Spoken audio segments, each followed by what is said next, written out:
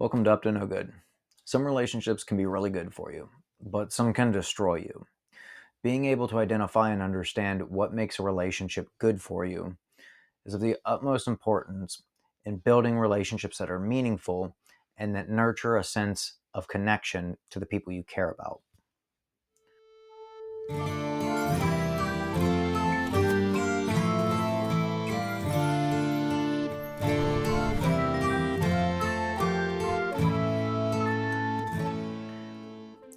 When it comes to a relationship of any kind, the one you have with someone else, with a group, or even with yourself, the most important foundation that any relationship can be built on is a sense of trust and honesty. For yourself, honesty allows for you to be genuine. It allows for you to live in authenticity. For other people, it shows a sense of integrity, which is necessary for people to trust one another. Honesty builds trustworthiness. And I think we can all agree that in order for us to feel those deep, warm, connected bonds that we feel with people we care about, before we can feel those, we have to be able to trust that person. We have to see that spark of integrity that shows that we can rely on them. Truth and honesty can be difficult to live in. Sometimes it's easy to think that we have to rise to some perfected standard of what it means to be a perfect person, a perfect partner, a perfect friend. But that's not the truth. We're going to get things wrong sometimes. And if we try to hide that from other people, we're doing more to damage the relationships that we have than we are doing to build the relationships into something that has trust and honesty as a fabric of the relationship itself. We're all human. And all humans in some way are flawed. And when we're honest with one another about that, we're able to fully embrace who we are, and we're able to fully be transparent with who we are, the good, the bad, the horrible, and the beautiful. When we reject a part of ourselves, maybe that bad or horrible part, inside of us there grows a fear of rejection from other people. When we reject parts of ourselves, it's easy to develop a fear of rejection from other people. Simply because we are not accepting us as we are, we fear that other people will also reject us as we are. So we try to hide and mask the elements of ourselves or the characteristics of ourselves that we don't like. We put on a mask and we pretend to be what we think other people will like rather than being who we actually are. We abandon our true sense of self for something that seems more likable for other people. But when we show people who we actually are, we give them an opportunity to see us as a human being. We give them the opportunity to actually humanize us, and then we can be liked for who we are, not some fake version that we've created just so that we can be liked. We get to be liked for who we truly are. And when you build relationships this way, you're creating them on the foundation of honesty and trustworthiness, rather than building them on something that's dishonest and false, which if the relationship lasts long enough will eventually come to light and come to surface anyways.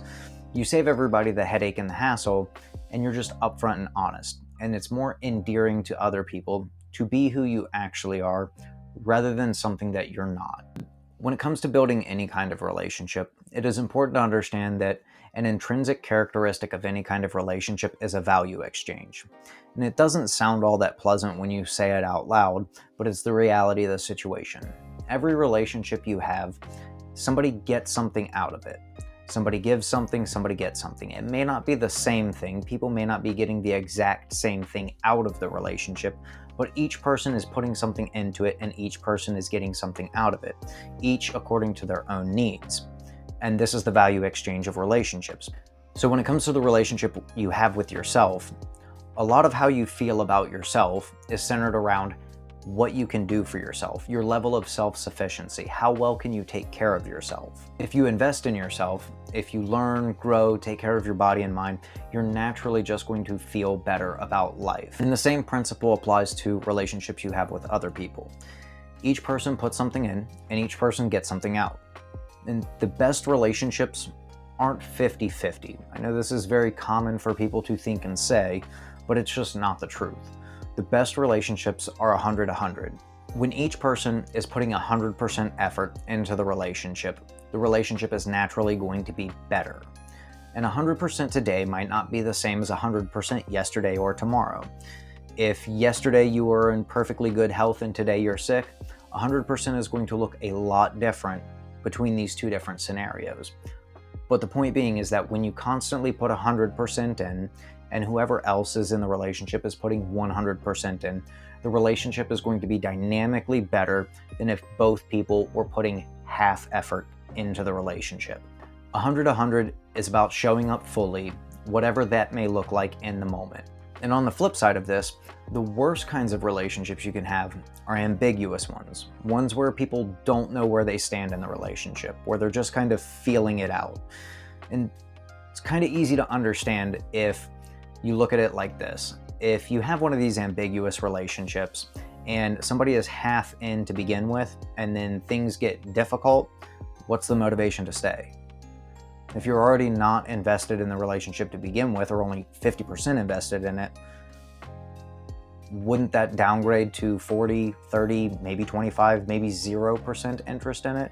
Ambiguity itself erodes the sense of connection that we need in relationships. And when one person gives more than they receive, or when somebody doesn't know where they actually stand in the relationship, it can create the grounds for resentment and a paranoia and an insecurity about the stability of the relationship to take hold.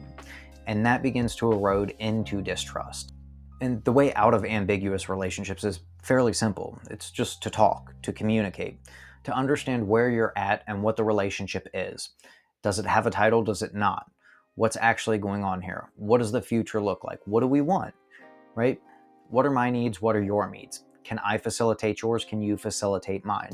When everybody has the open honesty and transparency of what the relationship actually is, there is no ambiguity. There is no room for question because all of the questions have already been answered. And this is done through simple communication. While it's nice to just vibe out and, feel the moment and go with the flow, those things are all well and good. However, the vibing and the flow is so much better when you actually know the person, you know where you're going, and you know what you're doing at any given moment. In modern relationship dynamics, there are generally two different kinds. There are what I like to call synthetic, and then there are organic. The synthetic relationships we have are much like what you're engaging in right now. They're online, they're digital, they're through some form of impersonal media. But for most of human history, the relationships that we've had have been organic, not synthetic. They were friends, family, community, face-to-face interactions where the people were live and in person right in front of us. Synthetic relationships lack one thing, and it's a very important thing. It's the range of emotional connection that we have when we communicate in person. There's body language, there's intonation with voice, there are microfacial features that you don't get to see when you're talking to someone as an avatar. It's tone, it's presence, it's the little details that make understanding so much easier. And part of the flaw of synthetic relationships is that they're ripe for ambiguity. They're a breeding ground for ambiguity because they lack all of that emotional fine detail that's needed to actually understand what's being communicated and the intent behind it. This isn't to say that online relationships are bad or that you shouldn't have them. Rather, it's to say that they are a substitute for something so much better. It's important to not put all of your emphasis on online relationships, and particularly because they can recondition your mind to only want connection with separation, which isn't actually connection at all. It's the illusion of connection without vulnerability, and that itself produces fuel for social anxiety, where you don't want to actually interact with people because you don't feel safe in interacting with them, because your mind has been conditioned to think that the only sort of safe interaction is done through this veil or illusion of online. And that's just because we get comfortable in this illusion and we forget what it feels like to actually connect. And when we actually connect, there is always a layer of vulnerability associated with it. So make it a point to nurture the in-person bonds that you have, those organic relationships that you are a part of.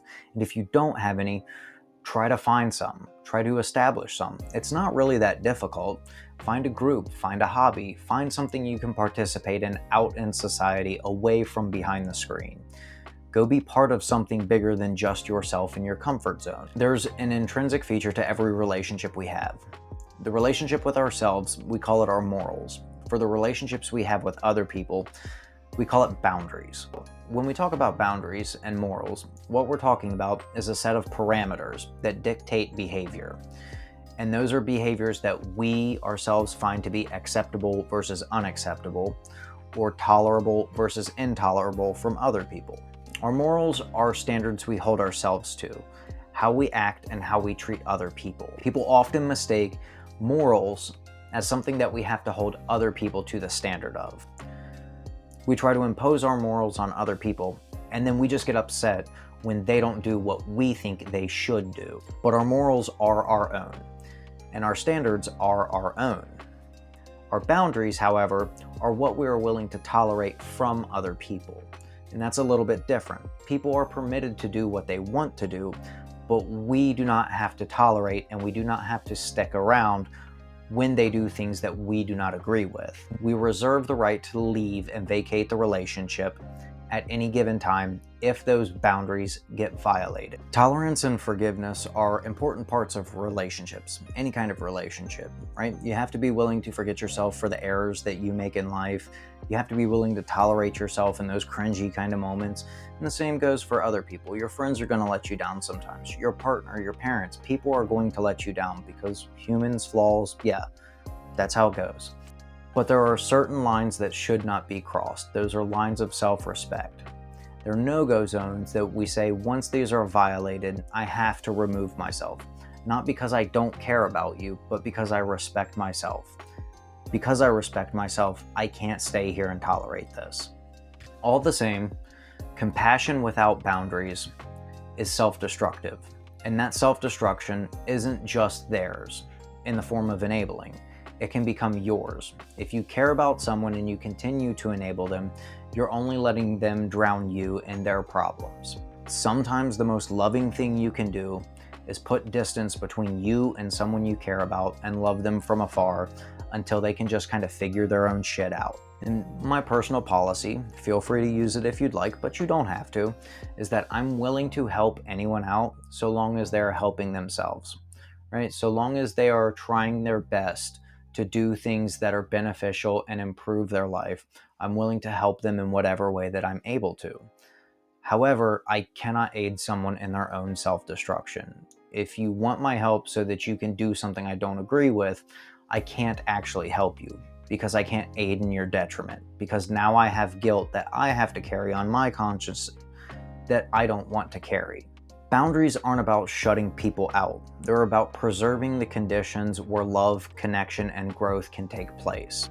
They're about ensuring that the relationship itself can thrive. So how do we know when a relationship is good for us? After all of this, what can we take away? Well, relationships that are good for you are going to be built on honesty. But that honesty is respectable, and it can keep a relationship together. Sometimes we fail, and sometimes we need to hear about that failure. And sometimes that's the only way that we're going to improve, is if we hear from someone else that you let me down. Relationships that are good for you are going to want to see you grow. They're going to want to see you achieve potential. They're not going to hold you back. They're not going to try and make you something that you don't feel is true to who you actually are. Relationships that are good for you are going to nurture you. They're going to be honest with you. They're going to promote growth. Sometimes that honesty isn't going to feel good, but that honesty is in service of you and your fullest potential. The best relationships that you're going to have are going to be 100-100. They're not going to be ambiguous. You're not going to have to wonder if somebody cares about you. They might not always be right there to tell you in the moment, but you're going to know. And last but not least, the best relationships are always going to be in person. They're going to be people you can actually connect with, people you can reach out and hug when you need it, people that you can look in the eye, you can see their smile, the ones you can high five, handshake, all of this good stuff, all of the human interaction that we understand and know as this person cares about me and I care about them. Be true to yourself. Be the best you can. Develop yourself into the best possible version of you that you can be, and then go give that to other people, and then encourage them to do the same. Inspire them and be inspired by them. Having people around is what makes life better. Inspiring one another and growing together is what makes the world a better place. Until next time, always, stay up to no good.